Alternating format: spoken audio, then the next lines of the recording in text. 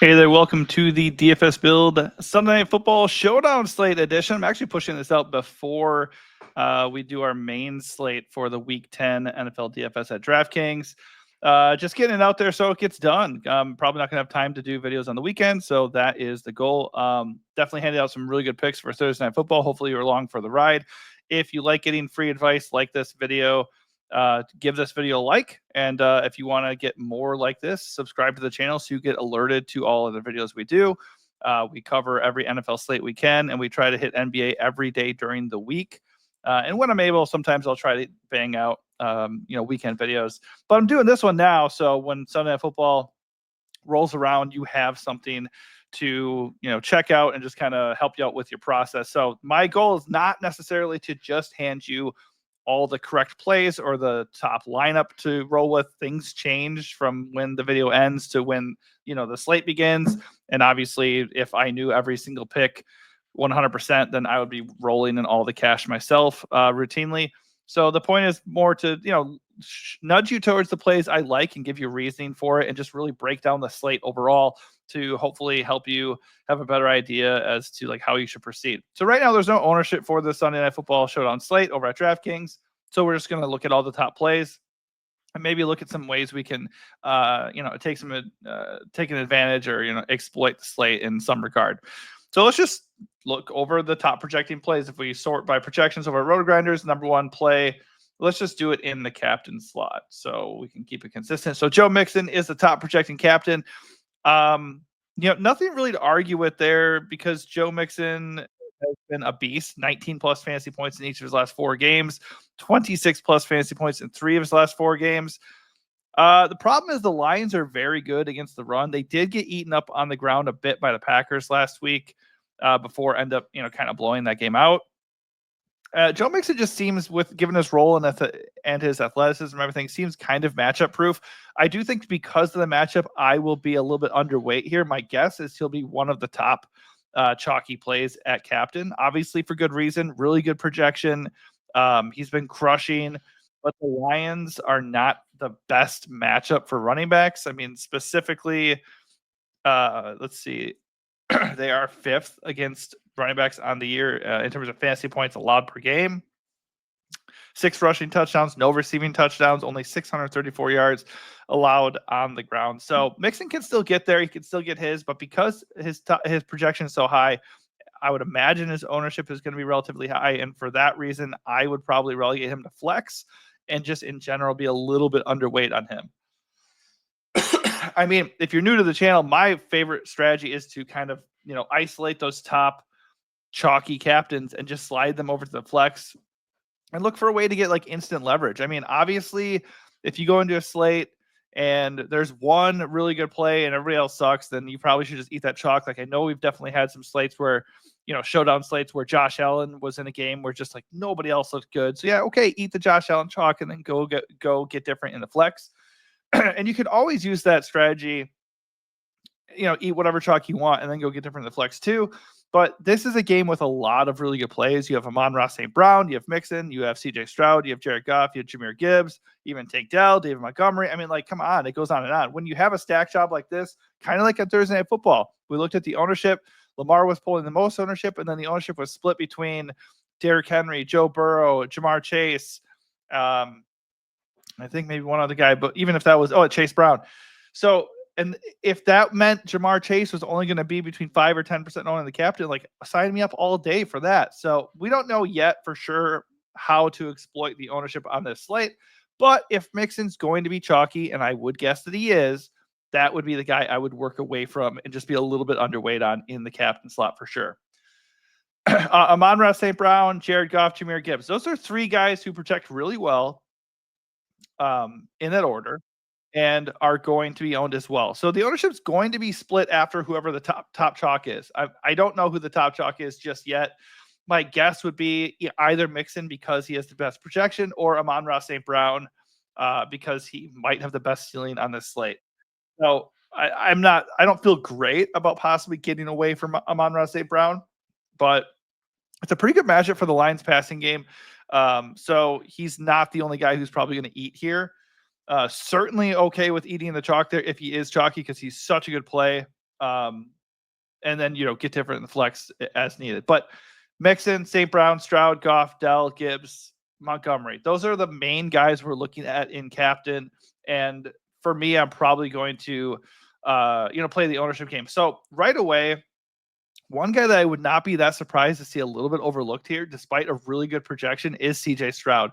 So the Lions have a good defense in theory. They're good against the run, or they have been mostly on the year, but they do give up a lot of production through the air. Like last week against the Packers were moving the ball pretty well. Like the first drive of the game, they moved it right down, and then they ended up having to settle for a field goal.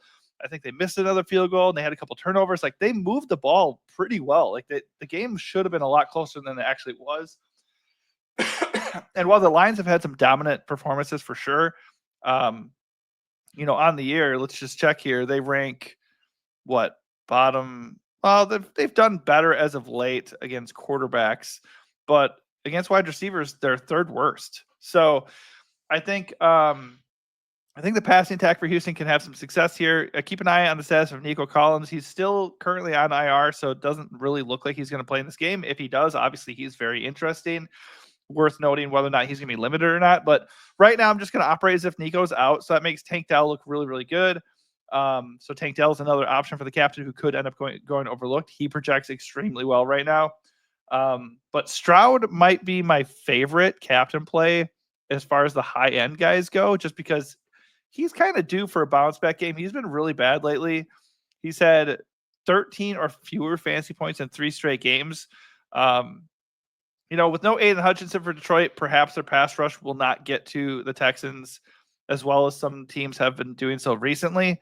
And even if they do, Houston is probably going to be trailing in this game, and they're probably going to be throwing a lot. So I think the passing game for Houston is a good way to get leverage on this game, just because I would imagine a lot of the ownership is either going to be on Mixon because of his role and projection, or it's going to be Lions heavy because they're favored in what should be a shootout with a 48.5 point total, and they're favored by 4 points. So a lot of the ownership should be divided between St. Brown, Goff, and the Lions running backs, and rightfully so. But my natural inclination is to just pivot to the Texans passing attack. Either they're going to benefit from the matchup, or they're going to be playing from behind and just get us where we need to go late in the game. You can pick your poison between Gibbs and Montgomery. Montgomery is a pretty good bet to just fall into the end zone. He has 8 rushing touchdowns on the year. He's had at least 1 touchdown in all but 2 games of the season. He's going to get anywhere between 10 and 15 carries most weeks.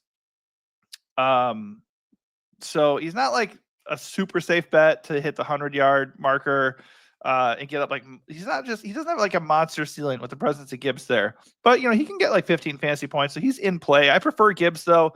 Gibbs is just a more explosive play. He also has 8 touchdowns. He scored at least a touchdown in each of his last 3 games. He gets a little bit more consistent work and just he has 2 games of 23 plus fantasy points in his last 3 games. He just has a little bit higher ceiling. So if I'm only picking one of them, I'm definitely picking him. I mentioned Tank Dell, love him across the board. He's going to get a lot of work here, and it is a positive matchup for DFS purposes. 9 targets last week in a tough matchup against the Jets. He had 21 fantasy points. With this bigger role, he's had 13 plus fantasy points in 3 of his last 4 games. Even if Nico's back, Tank is going to be really involved. Without Nico, Tank is a borderline priority given the matchup and the likely game flow. That said, captain be damned. We're kind of out of the captain conversation here. Like after those top guys, you kind of can do whatever you want.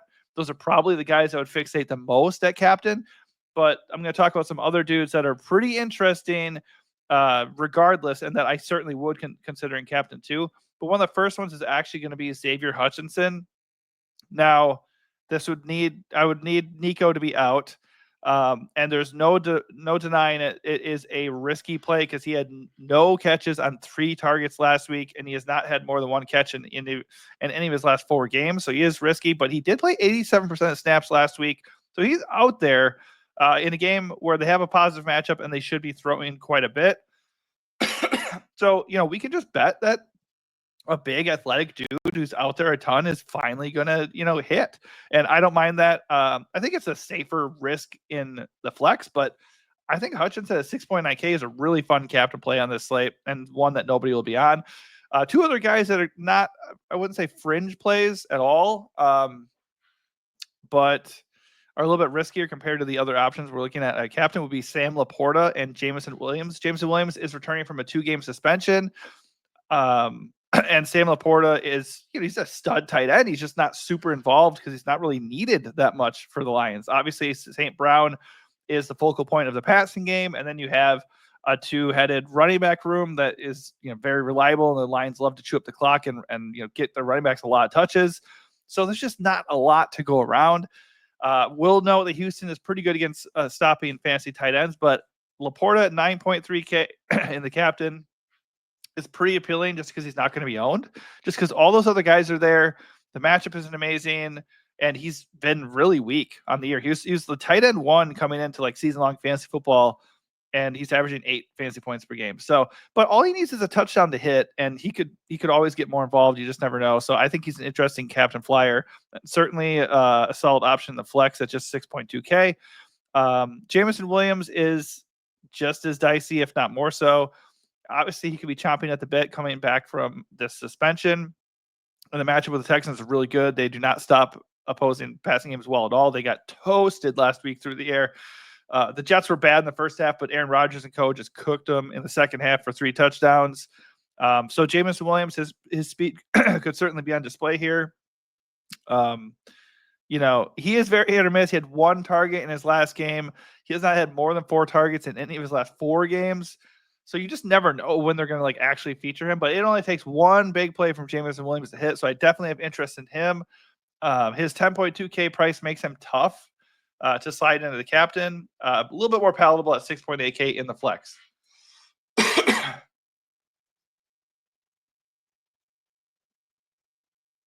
Couple other guys worth mentioning: Robert Woods and John Mechie for Houston.